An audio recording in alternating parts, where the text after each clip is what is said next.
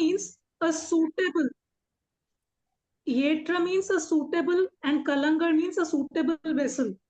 So Andal says that these cows gave such abundant milk that a very suitable vessel had to be placed over, a huge pot had to be placed under the udders of the cows so that the milk doesn't spill out. It seems there would be not even enough time or enough gap for them to replace the pot. The cows gave such abundant milk that before they would change the pot, the lot of milk would flow on the ground. So that is one thing. So this is one external meaning of Yetra Kalangal. It also means that knowledge also should be given to a qualified person. Like Andal over here, she's saying that these cows were so giving such abundant milk that they had to understand that the cow is going to give abundant milk. So they had to place a suitable vessel. That vessel represents patrata. You all understand, na? Patrata? Yeah. So that patrata or patra also means a vessel. But if they don't understand how much milk these cows are giving, and if they place a very small vessel, then the milk is all going to flow out. So similarly, it seems Andal is also telling us that knowledge should be given to the person according to his patrata. We should understand who is the right patra for receiving knowledge and give accordingly.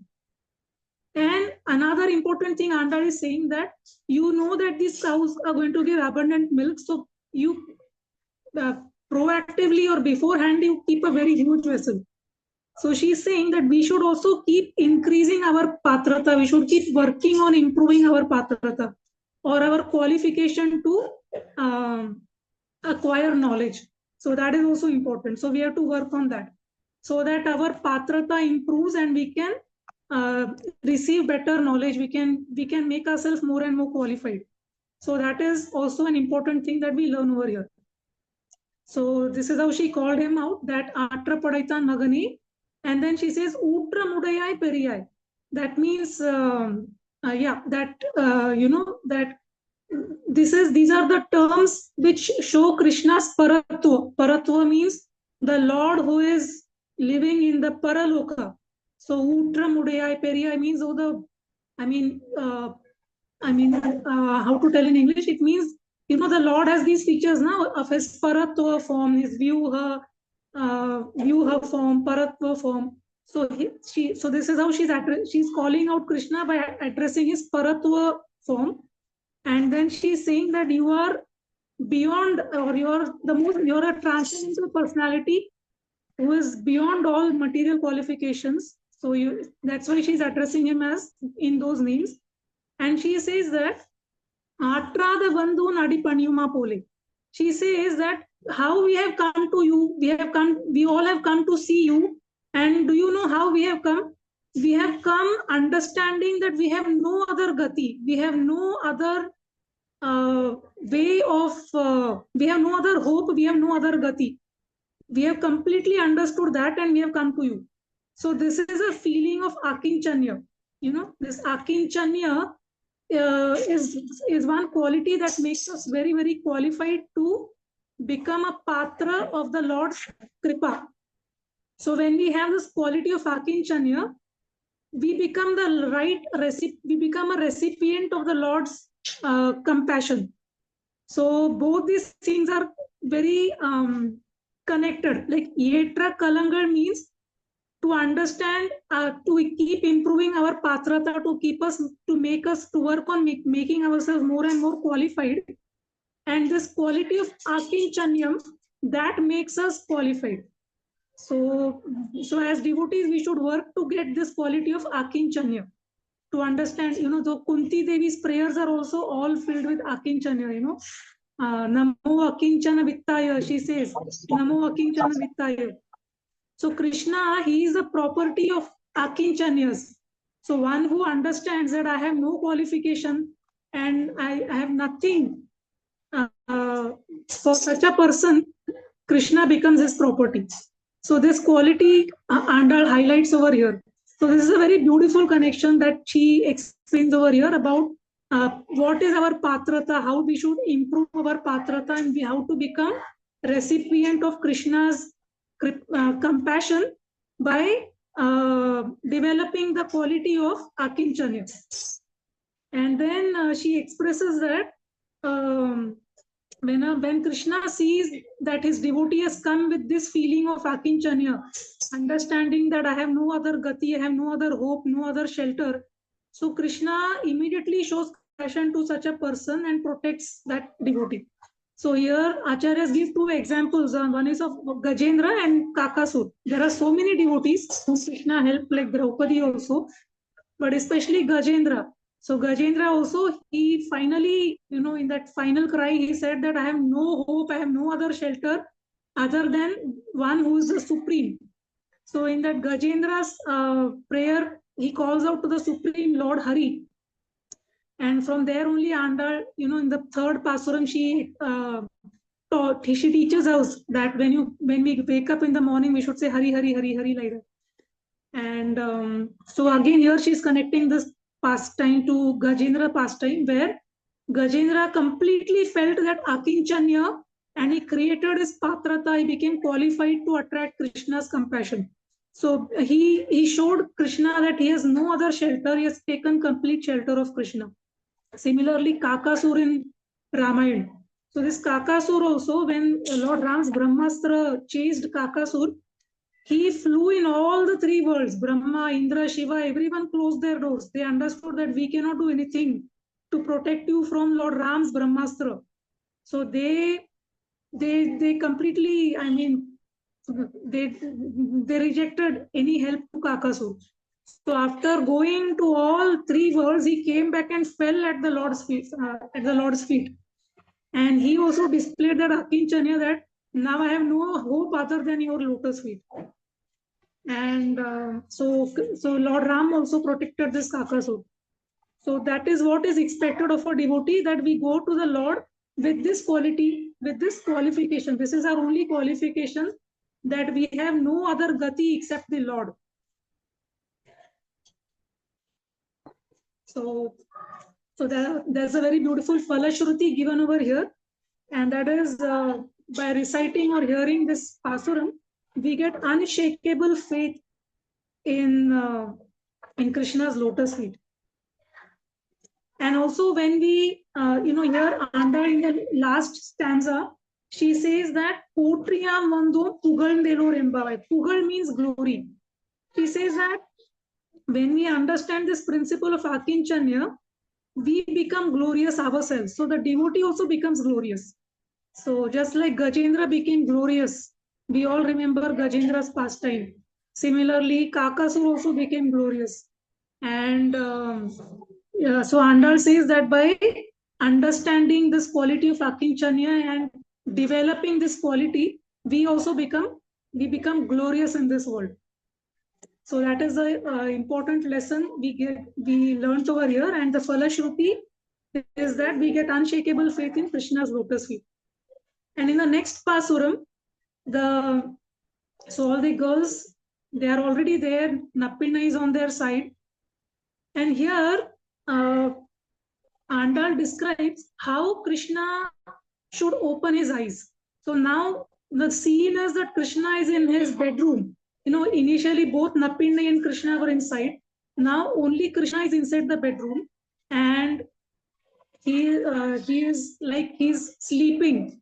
And Andal is going on urging that you should wake up and come out. So now Andal is telling Krishna how he should open his eyes and how he should come out very slowly. So here she is not even talking about coming out, she is only speaking about how Krishna should open his eyes. So that is very beautiful. So as we know that Andal is an avatar of Bhumi Devi. So Andal over here, in the beginning of this verse, she starts speaking about the glories of this earth, this Bhumi. Okay, so that is also very interesting. So she Mataji, says, Sankanma Nyala. Mataji, sorry to interrupt. What's the Pasuram number? This one? Yeah. Number 22. 22. Okay. We started with 21. and this is number 22. We became a little late, so I didn't start revising. Usually I start revising. Okay. Yeah, so 22. So this one, and of course, now that we have started learning to recite the Pasurams, next year you all will really enjoy. We will see word by word meanings, and you all will really come very close to the meaning. So by learning how to recite it. Okay, so this 22nd Pasuram is Ankanma Nyalat Arasar. Very easy actually. If you learn the word to, when you learn to recite, and I'll teach you the word by word meanings also, you'll really relish every word. So she says Ankanma Nyalat Arasar. Ankanma means she's speaking about this Bhumi. So she's Andal is an avatar of Bhumi Devi. She's glorifying this Bhumi, this earth planet. She's saying that this earth planet is a very beautiful place. This itself is a great Mangalam. Like in the last Pasuram, the Mangalam was prosperity, Atra Padaitan, how there are innumerable cows with Nanda Gopa. That is one Mangalam that Andal pointed out. And then she pointed out how these cows are giving abundant milk. So where there is abundance, that means prosperity, Samruddhi. So Samruddhi itself is a Mangalam. And this quality of Akinchanyam that attracts the Lord compassion. So that also is a very Mangalmay quality. So these are the three Mangalam things that Ranta pointed out. So in the 22nd verse, she's saying how this Bhumi is a very Mangalmay place to live on. Because this earth planet, this Bhumi, she fulfills all the needs of the living entities. We can grow crops over here, and by the crops, there is lot of samruddhi again. When there are very good crops, there is samruddhi. There is a lot of prosperity. So we can, one can sell the crops, one can store a lot of food grains for oneself. There will be no shortage of food. So what happens is when there is abundant crops, then there are there are some dangers. So we get freed from these dangers while living in this bhumi. What are those dangers? The dangers of thirst, hunger, disease. These are the kind of dangers which are there. And Bhumi Devi, by giving us abundant crops, and we have always mentioned about milk also. So that is also again, Bhumi Devi gives abundant grass to the cows, so cows give milk. So ultimately, everything is happening by the blessings of Bhumi. So when that, so by living in this Bhumi, all our needs are fulfilled. And all our difficulties, like we don't have to face the problems of thirst, hunger, and disease. If one is malnutrition, he faces diseases. So there are no diseases because of malnutrition at least. So like this, Bhumi Devi, she removes Durgati. Durgati means, all these kind of problems like feeling hunger, thirst, and all that. So this is a kind of Durgati that Bhumi Devi removes. Okay. So she says that is why Bhumi is a very auspicious place to live. Okay, that's nice that all our hunger, thirst, and everything are satisfied and we are free of disease. But that is not enough. When we are free of thirst, hunger, and disease, we are peaceful in our mind to follow dharma. Okay, so we can live on this earth planet. We can be happy, fulfill ourselves with enough food, water, and everything. Be free from disease. And when we are peaceful with all this, our mind can be fixed in dharma. So then we can practice our dharma nicely. And by practicing dharma, what happens? We know what is the upayam. Upayam means upayam is the way. The way to attain the Lord. So the Lord is like called the destination, and the spiritual path is the way we attain Him. So one can practice dharma, and one can understand the path how to attain the Supreme Lord. We can do our upasana very nicely on this bhumi, on this earth planet. So that is the blessing we all have on this earth planet. And she says that earth planet or this Bhumi is a most ideal place to perform dharma. So that's why we also have always heard that this is the place where, this is the platform, right platform where we can practice dharma and go back to moksha or go back to Godhead.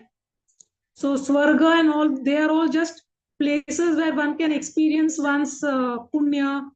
And hell is a place where one experiences papa. But this is the place where we get an opportunity to perform dharma and perfect our lives. So in that sense, Andal is saying that this Bhumi Devi itself is a very Mangalmay place. So that is one Mangalam she is pointing out, because it fulfills all our needs and gives us an opportunity to practice dharma and attain the goal of our life, our purushartha. And then she says, but what happens is there are many people, like many kings or owners of very large pieces of land, who think that, who become proud, that feeling that they are the owners of very big pieces of land, they become very proud. But even, with time, even their pride gets crushed, and they also are humbled with time. So she gives the example of, like Duryodhan. Like Duryodhan also was very proud, thinking that he's a great king. But he also had to take a humble position, and he came to Dwarka. He sat near Krishna and he requested that, can I get some help from you in the Mahabharata war? So there are many kings like that who shared their pride and with humility come and take shelter of Krishna's feet. So she says that to take shelter of Krishna's feet, we have to become free of our abhiman or false pride. So, so she says that now what is the connection with all this king and false pride? We are not kings. But Andal is saying that we have come like those kings who give up their false pride and completely take shelter of your lotus feet. So she says we have come like that. Now we are not thinking that we are great people. We are owners of great pieces of land. She is saying that we have come here in the mood of those kings who give up all their false pride, and with great humility they come and take shelter of your lotus feet. So so there is also example of many kings in Ramayana. So it seems when when Lord Ram was fighting with Ravan, Bharat had also called a big army. He had called many kings from the neighborhood kingdoms, and he had gathered all of them in Ayodhya. He had told them that if it is needed, we all will go from here to Lanka to help Ram. So many kings from the neighboring kingdoms, they were already stationed in Ayodhya. So if needed, they were ready to go and help Lord Ram. So it seems these kings are also compared to the same example. We were great kings, owners of great kingdoms, kings of great big places. They were kings, but they gave up all that pride, and with humility they were ready to stay in Ayodhya and were ready to help Bharat or Lord Ram if needed. So this is what she's pointing out, that we have come with great humility. So this humility is also one Mangala quality that she is pointing out over here, that we all need this quality. And what happens when we have this quality, that when we come to the Lord's lotus feet with humility, we can benefit a lot. So she's saying that now that we have come to your lotus feet like this, so you should open your eyes very gently. You should open your eyes just like a lotus bud opens into a flower. It opens very slowly. So she says you're sleeping inside with your eyes closed, but you should open your eyes very gently, very slowly, like a lotus bud blooms into a flower. Why? Because it seems when the Lord opens his eyes, Andal wants that he should open his eyes very slowly, so that his entire glance falls on Andal and her friends, Andal Goshti. So she wants the Lord's kataksha. Kataksha means his cooling glance, his compassionate glance. So she wants that on herself and her and her friends. So she's telling the Lord that you should slowly open your eyes and glance on us very slowly. We want your Kripa Kataksha. And she says, what happens by the Lord's Kripa Kataksha? That is also very interesting. She says, when the Lord's glance falls on us, we become free of Shapa. There are two things. One is Papa. Okay, now you will hear a lot of noises. I can't help it. He's working. Okay, so she says there are two things. One is Papa and another thing is Shapa. Okay, so Papa means our sins. And sins, if we do some prayashchitta, we can become free of sins. But there is something called a Shapa. Shapa means a curse. So we cannot get rid of curse. We cannot get rid of curse by any prayashchitta. So there is only one way to get rid of Shapa or curse, and that is to get the Lord's Kripa Kataksha on us. So if the Lord glances on us, by his glance, our Shapa gets rid. We get rid of any Shapa that is on us. So she gives the example of Ahalya over here. So when Lord Ram went to this place or this ashram of Gautama Muni, even before touching that rock, that stone which was Ahalya was cursed as a rock, as a stone, before even touching that stone with his lotus feet, he glanced at it, and it seems with his glance itself, her Shapa had actually gone away, and she had resumed her form.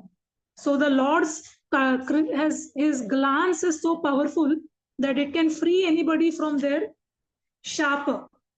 So she says that and what happens is very interesting. She says, our own Papa induces us.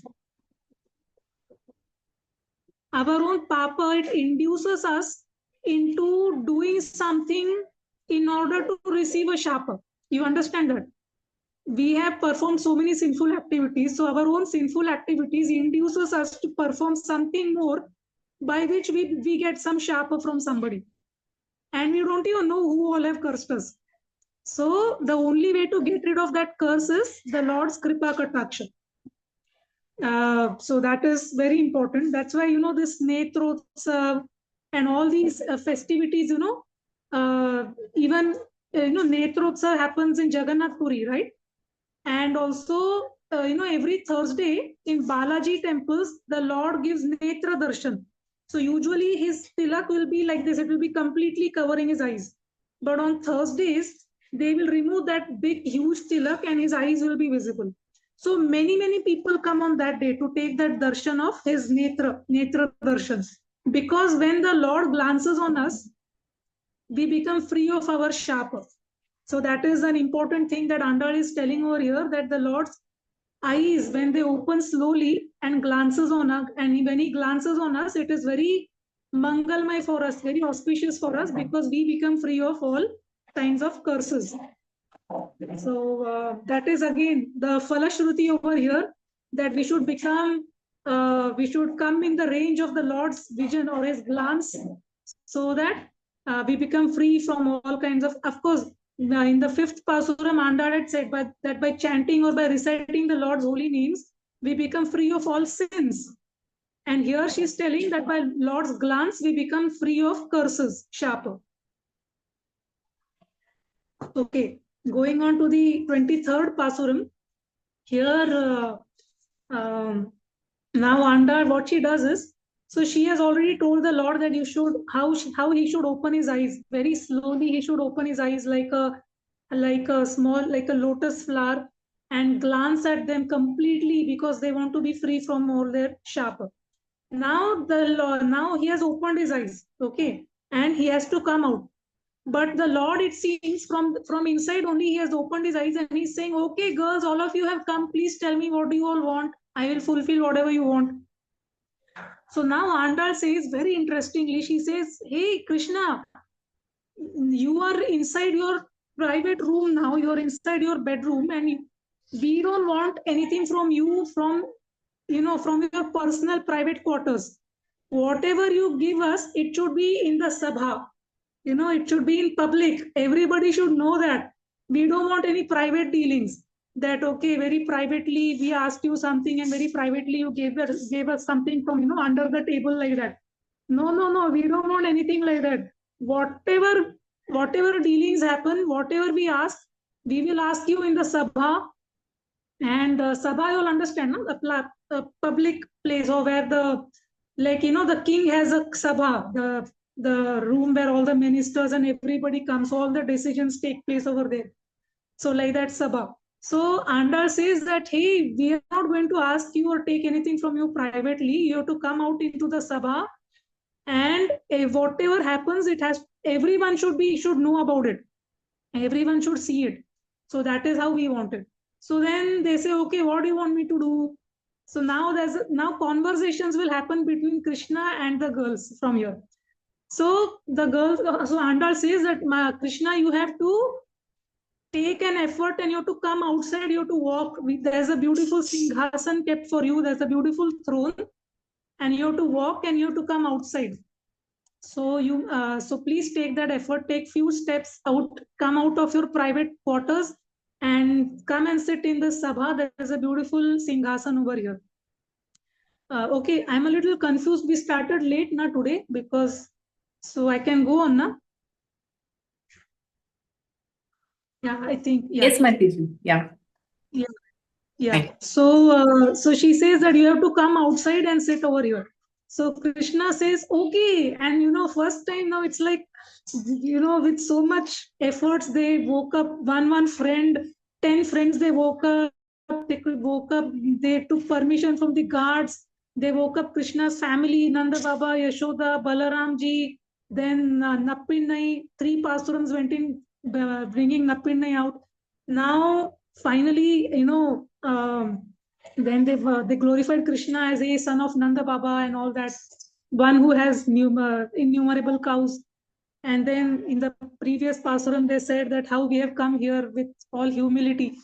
And they emphasize that we have Akinchanya, you are our only Gati, we have come with that understanding. Finally, Krishna is responding with them in this Pasuram, and he's saying, okay, so you all want me to come outside? Okay, so I'll come out. So the girls are saying, wait, Krishna, wait. Initially, in the previous Pasuram, they told Krishna how he should open his eyes. They said, don't quickly open your eyes like that. You should very gently open your eyes, because we want complete Kripa Kataksha. Don't just open like that.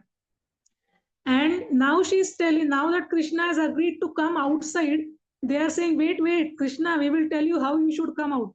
So now they will tell Krishna how to come outside.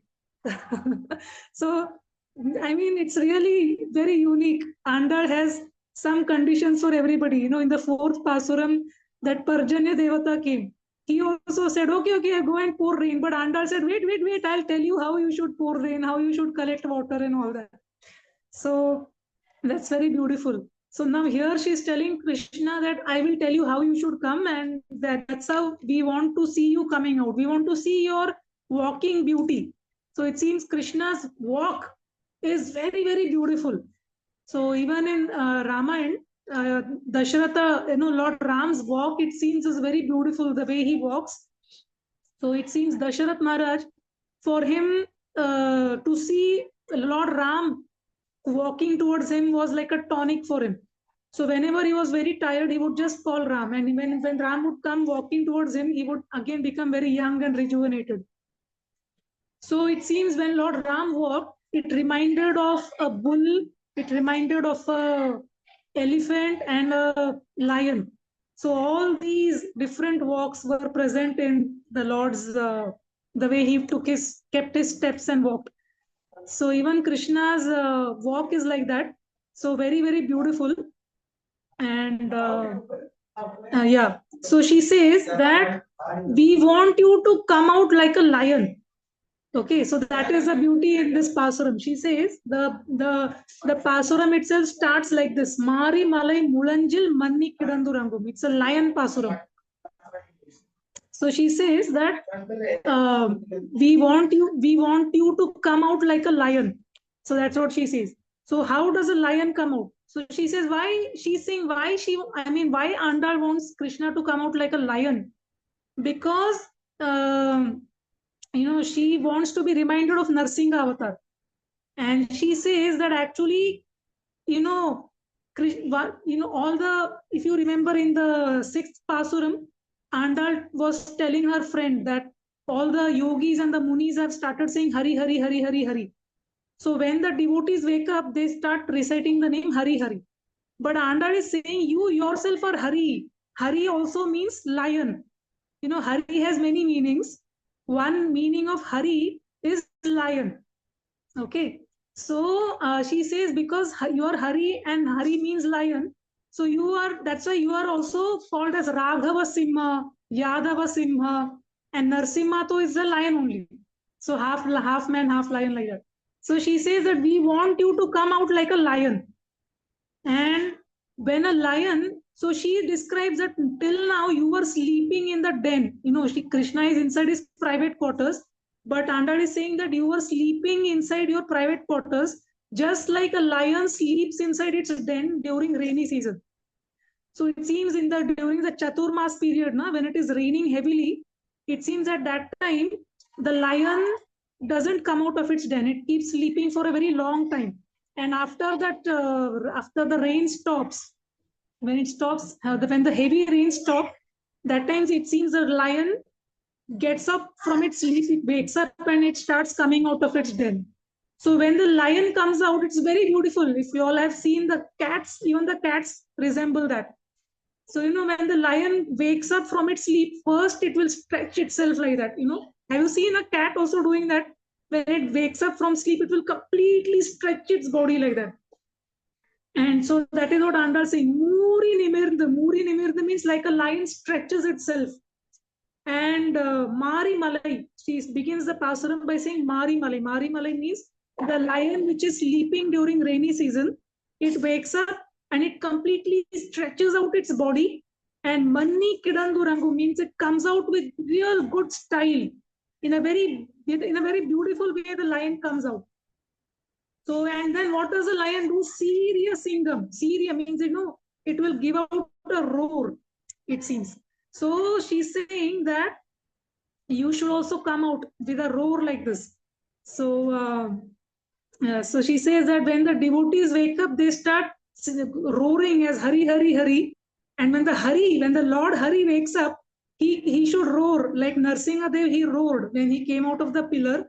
And it seems that roar of Lord Narsinga was very, very auspicious. It was an auspicious roar because it protected it protected Prahlad, it protected all the devotees whom Hiranyakashipu was tormenting.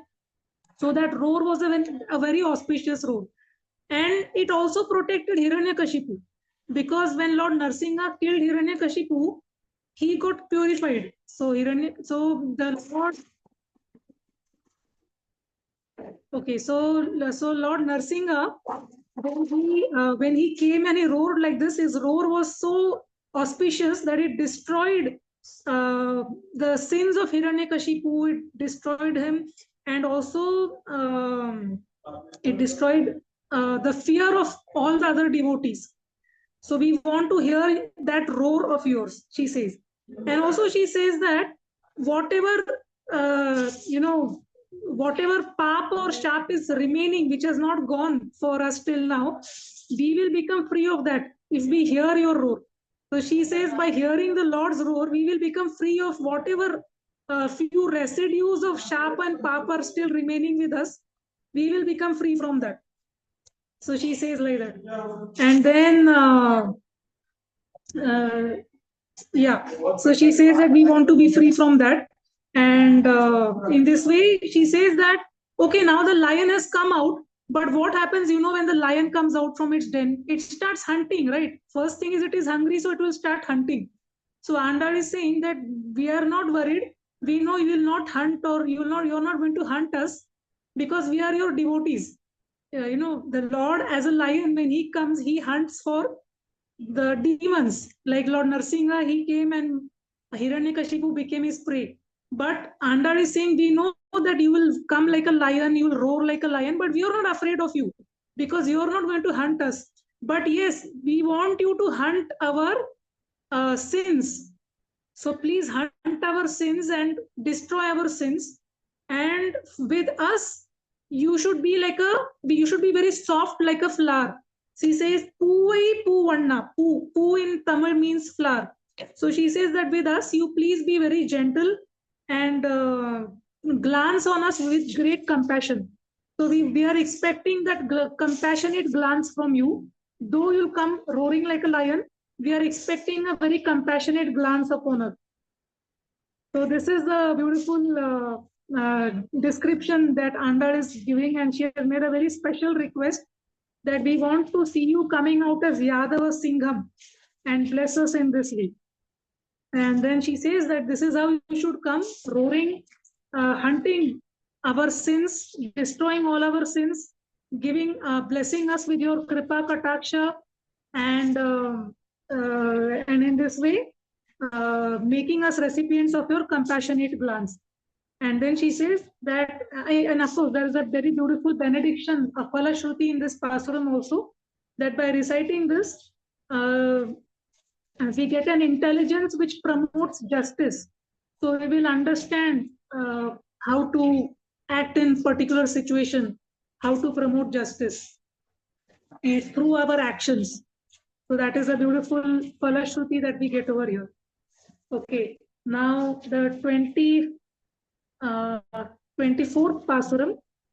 In this Pasuram, this is now what happens is the Lord has taken those few steps. He has come out from his private quarters. He has come out and he's now seated. He's going to sit on his Singhasan, which has been placed in the Sabha outside where all the girls are present. So when Krishna starts walking out, and when these girls, they see his walk so beautiful, they see that Krishna's lotus feet are so tender, and they're so beautiful, and they actually feel very bad. Andal feels so bad that, oh, we made Krishna walk for us. His lotus feet are actually fit to be placed on lotus petals, on the softest of the cushions and all that, and we have made him walk just for our pleasure. So they feel very bad that we made Krishna walk like this. And then they remember how Krishna took so many efforts. The Lord took so many efforts for his devotees. As Lord Trivikrama, he measured the three worlds, keeping his feet everywhere, even keeping his feet on top of forests and thorny trees and all that, just because he wanted to, for our sake, to protect us. So that he did as Trivikrama avatar. Then as Lord Ram, he walked till Sri Lanka. He walked till Lanka to wage war against Ravan and bring Sita back. So he had to walk so much distance, and also throughout his exile, he walked in so many places in our country. So he walked that time, and Anda is remembering all these things. And she says that as Krishna, he had to walk. He went as Pandava Duta. He went as this peace messenger. He went to Duryodhan to propose this idea that you can give 5 villages and stop the war. So for that also Krishna walked and went. So for his devotees, Lord Ram or Lord Krishna, they always have walked such long distances. So Anda is remembering all those walks that the Lord took up for his devotees, and she is feeling very bad that again now she's feeling that his feet may be already so tired. He has already walked so much for his devotees, and now again we made him walk just because we wanted to see his walking beauty. Then she says she immediately starts doing Mangala Shasanam. Now imagine, please visualize that Krishna is walking and is coming out. They are all looking at Krishna who is walking out towards them, and he's going towards the Singhasan. So as Krishna is walking, they are all folded hands and they are doing Mangala Shasanam. And Mangala Shasanam means, it's actually a Sanskrit word. It means to glorify or to glorify the Lord with very choicest prayers. So glorify the Lord's name, form, pastimes, and everything like that. So that is called as Mangala Shasanam, or the Lord's Stuti. To do the Lord's Stuti in the choicest words is called as Mangala Shasanam. So here we learn that Anda is teaching us that when we see the Lord, when we take darshan of the Lord, we should do Mangala Shasanam. Instead of going and giving out a big list that please do this for me, protect me, give me I have fallen sick, please take care of my health. And we have so many prayers. So in this way, Anda is teaching us that when we see the Lord, we should start doing Mangala Shasanam for him. So here, very, very beautifully, Anda starts doing Mangala Shasanam. She says, hey Krishna, he says, okay, 24th Pasuram, Andra Gulagam Alanda Adi Potri. With your lotus feet, with the same lotus feet, that day you measured this universe as Trivikrama, as Lord Trivikrama. And that day, most people didn't even understand that you did that. Because Bali Maharaj, he was sitting down with his head bent. He did not understand what you are doing. And most people didn't even know that you are measuring the three universe, the three worlds with your lotus feet. And that's why nobody did Mangala Shasanam for you that day. So today we are doing Mangala Shasanam for your lotus feet with which you measured these three worlds, she says. So she's praising the Lord for that, as what he did as Lord Trivikrama. Then she says, Senrangat Tennilangai Setrai Thiral Potri. You went to Lanka. You went to your enemy's quarters and killed him. You didn't wait for Ravan to come to your place. It is more challenging to enter the enemy's territory and kill him over there. Because in our own place, we have more, we are stronger in our own place. But to enter enemy's place and kill him over there is more challenging. So Lord Ram did that. So she says, you went to Lanka and killed Ram. You went to Lanka and killed Ravan. So Potri, in Tamil, Potri means Jai, or all glories to you. So she says, so she's glorifying that event of Lord Ram going to Lanka and killing Ravan. Then she is glorifying Krishna killing Shakatasur. He's saying that with your little tiny toe, little tiny toe, you just touched that Shakatasur and killed him. So again, Jai, or glories to your lotus feet. Then she's saying that you killed this Vatsasur. Of course, the Lord Krishna killed Vatsasur with his hands, but to throw a very heavy object very far, the position of the foot has to be very good. It has to be perfect. So then, even the batsmen, they keep the position of their feet very nicely. Their leg positions will be very correct. Then only they can hit a 6 or 4, all that. So she's saying that's why she's saying that all glories to your feet, because you placed your feet so nicely that because of that you could swirl that Vatsasur demon and throw him very far away. This way. So she is again glorifying that. And not only that, he did 2-in-1 Leela over there. He killed Vatsasur by throwing him on a Kapita tree. Kapita, that tree also was a demon. Kapita, there was a demon in the tree also. So they both had a deal. Vatsasur decided that he will chase Krishna towards the tree, and the demon decided it will fall down on Krishna, and that way they will both together kill Krishna. So in one shot, Krishna took this Vatsasur, threw him on the Kapita tree and killed both of them. So Andal is saying, again, all glories to your feet. Because of that, you killed this Vatsasur and the Kapita tree. And then she's saying, Kundru Kudai Verta Gunam Potri. She's saying all glories to your wonderful quality of Saulabhya. She's saying that day you lifted this Govardhan hill. You lifted Govardhan hill, and this Indra, he was showering rain. The raindrops were falling like huge rocks. And you lifted one rock and protected all the Brajvasis from the rock-like rain that Indra was sending. So hailstorm and all that. So she says that, so what is, Andal over here, she's glorifying Krishna's Saulabhya, because she's saying through this Govardhan Leela, Krishna achieved many things. One is he protected all the Brajvasis from the danger of the rain. He protected Indra also. Because, actually Krishna could have actually killed Indra, because Indra did such a great offense. But he never killed Indra. He thought that Indra is a good devotee. He's a dharmic person. He has got angry. Like just say, for example, when a child becomes... So when a child becomes very hungry, when a child feels very hungry, he starts beating the mother. So, when a child is very hungry, he starts beating up the mother. So because he's hungry, but the mother doesn't feel offense that, oh, why is he beating me? I'll not give food. So she understands that my child is very hungry right now, so he's doing that. So similarly, Krishna knew that I have snatched away Indra's food. All these Brajvasis used to offer so many food items to Indra. And this year I did not let the Brajvasis offer all those food items to Indra, and instead they have offered it to Govardhan Hill.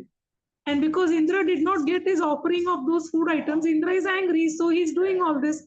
So Krishna saw that as an act of a hungry child, and he tolerated Indra's offense just like a tolerant mother. That's why he did not punish Indra like that. Otherwise, he usually when demoniac people do any such activities, he directly kills them. But Indra, he knows he's a dharmic person, he just tolerated it. So he protected Indra, he protected the Brajvasis also. And third thing that he did is that later on it seems the Brajvasis went and told Krishna, hey Krishna, had you not been there, we would have been finished today. You protected us from all this this heavy rain and this the way Indra was tormenting us. So Krishna, he did very naturally. Krishna told them, hey, I did not protect you. This Govardhan hill protected you. Didn't you see that this hill was standing like an umbrella? This hill protected all of us. It was not me. So this way, Krishna did not take any credit. So that shows his saulabhya, where he's also showing himself to be a very ordinary person, just like other people, and not showing that, yes, I am the Supreme Lord who protected all of you, and because of me, all of you are saved today. So he showed his saulabhya quality. So that also Andal is glorifying over here, that quality or that guna of Krishna. So in this way, she glorified that. And so in this way, she glorified all these qualities of Krishna, and she taught us through this pasuram that whenever we come to the temple, we take darshan of the Lord, we should start doing Mangala Shasanam. We should sing, we should praise him for his divine qualities, his Kalyana gunas, and his pastimes and everything. So this is what we should do. So this is how we should do Mangala Shasanam. And the benediction is, whoever does such Mangala Shasanam to the Lord, he himself becomes very glorified in this world. So he attains popularity and becomes glorious. So that is another benediction that we get over here. Okay. It is 8:17 or something. Should we stop with this and maybe see 6? I had actually prepared I was thinking of completing till 25, but it has become already, it's past 8:15. So whatever you say. Up to you, Mataji. We are okay. We are totally okay. Really? Okay. Fine. If you're okay, I'm okay. So this is one last pasuram. We can see that. And then tomorrow or whenever next class, we will see another remaining 5 pasurams. Yes, Mataji. Okay. So now here, this is the 25th pasuram. Here Andal is saying, she is pointing out to 2 very auspicious things over here. She's saying that, in every pastime, whatever pastimes the Lord does, he always thinks how that pastime will benefit his devotees and all the living entities. So that is what he sees. So even in the Trivikram avatar, when the Lord kept his feet in the 3 worlds, actually he already blessed all of us that day with the touch of his lotus feet. So we all may have been there in some form or other, tree or insect or whatever. So he has already placed his feet, and he has already actually claimed that this whole property is his. So he sees what is, so in every pastime, the Lord always thinks how it is going to benefit all the living entities and all the devotees. So that's one thing. Say for example, maybe 2 examples. One is in the Putana pastime. In the Putana pastime, the Lord performs that pastime of sucking the milk from Putana And when we hear that pastime, the benediction is we never get a rebirth where we have to enter a mother's womb and suck milk from that mother. So we don't have to do that again. So that means just by listening to Putana pastime, we are freed from rebirth. So that is a big benediction Krishna has kept in that pastime. Then the Trinavarta pastime. So when the Lord was, when Krishna was taken away by Trinavarta into that huge storm, whirlwind. So when we hear that pastime of how Krishna was taken away by Trinavarta, who created a huge whirlwind, so in that pastime, so when we hear that, we get freed from the storm of the samsara. So that is the benediction that has been kept in the Trinavarta pastime. We become free from the storm or the whirlwind of this samsara.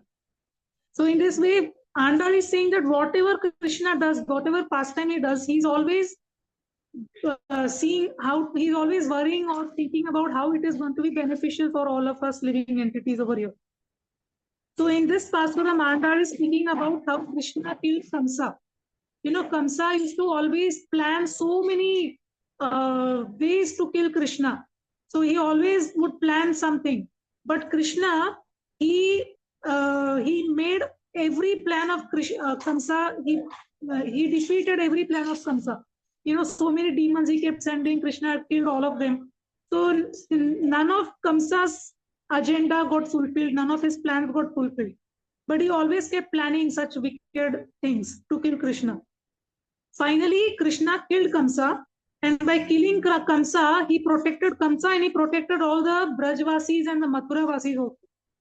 So in this way, through one thing, Krishna achieves so many things. So that is another thing that Andal is pointing out in this Pasuram, that you killed Kamsa, and by killing him, you protected all your devotees, because Devaki also, they were freed from the jail, and so many people who were suffering from the atrocities of Kamsa got freed. All the Brajvasis also got freed because he used to keep sending demons. So in this way, Krishna protected everybody, and he also indirectly blessed Kamsa, because Kamsa also was freed from his demoniac propensities. So indirectly, by killing Kamsa, Krishna also blessed Kamsa. So in this way, by doing like this, Andal is pointing out that by such,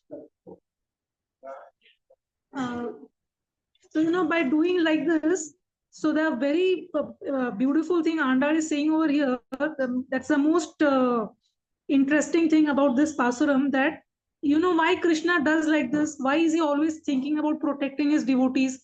Because by doing that, he becomes very dear to Mahalakshmi. So because of that, Krishna is always worrying about us, about his devotees. You know, if you remember in the last class also, we were talking about Lakshmi Devi's Purushakaram quality, where she recommends us to the Lord. So by protecting us, Lakshmi Devi becomes very happy, or the Lord's consort becomes very happy. So for her happiness, the Lord is always thinking about our benefit. So she's pointing over here that Tiruttaka Selvam, to become dear to the goddess of fortune, you are always thinking about us. So a very beautiful example is given over here, that if a child is sick, and suppose the father takes care of a sick child, the mother feels very happy that, oh, my, you know, father is taking care of the child. Mother also takes care, but if the father also takes care of the child, sick child, mother feels very happy. You know, we all have experienced that. If the husband is neglecting when the child has fever or something, and if the husband is neglecting and is going out of the house and mother has to do everything, then it's very frustrating. But if the father cancels his important things, and if he takes care also of the child and helps the mother feels very happy. So in the same way, when we all are like compared to the sick child.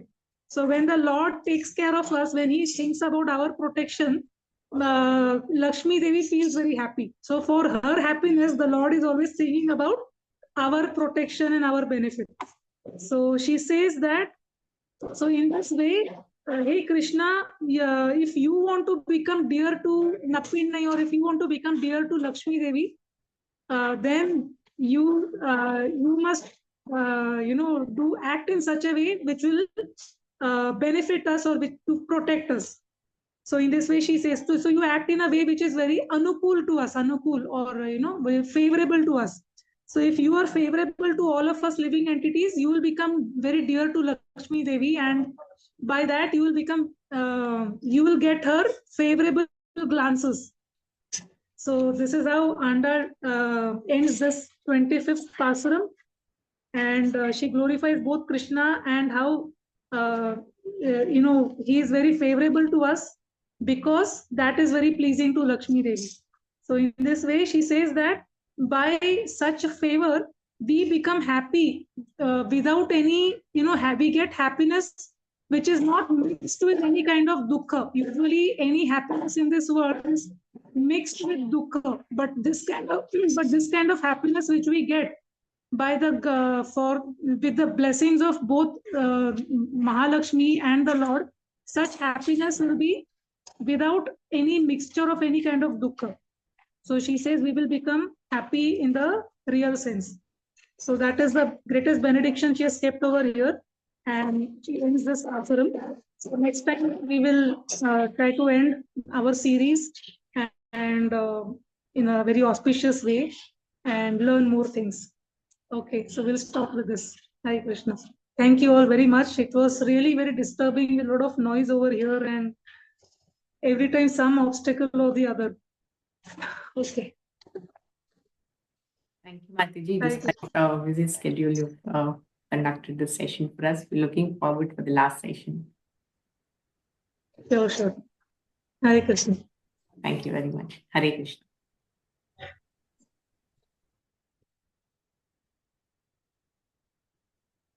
Hari Bol. Yeah, thank you all very much. We will meet in the next session. It will be the last session. So please, all of you come without fail. Prabhupada ki jai.